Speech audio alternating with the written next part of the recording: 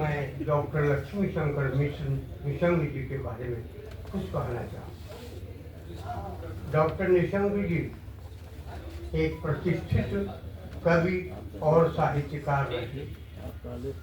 हमारे यहाँ साहित्य में पहले जो है आज कवि सम्मेलन होते हैं, लेकिन आज के कवि सम्मेलन पूरे मनोरंजन के केंद्र है और उसमें कविता के नाम पर एक तरह से बड़ी ही निम्न स्तर की कविताएं कभी कभी प्रस्तुत किया।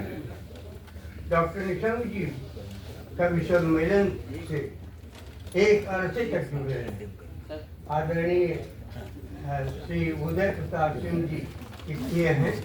इन जैसे लोगों ने कवि सम्मेलनों के अध्यक्ष रहते हुए राष्ट्रीय सांस्कृतिक पुनर्जागरण किया।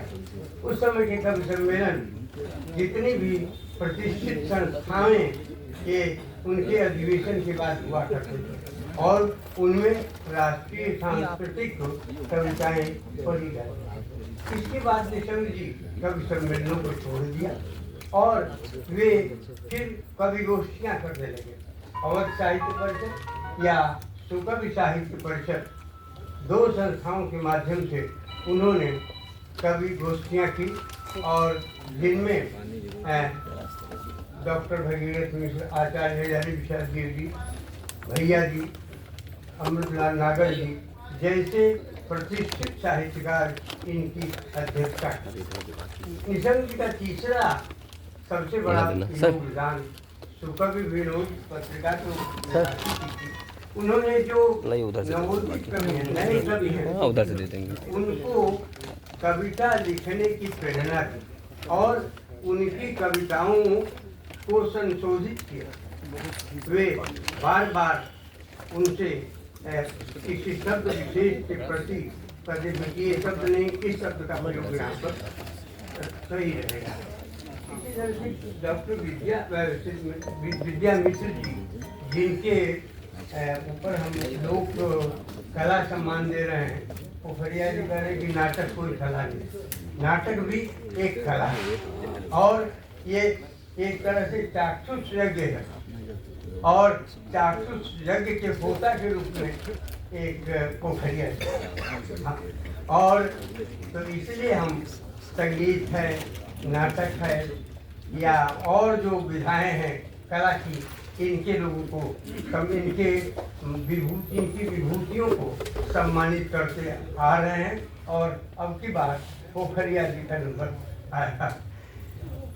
निशंग जी की गोष्ठियों में जो कवि बराबर सहभागिता करते थे उनमें पीयूष जी या रमई काका ये प्रमुख है।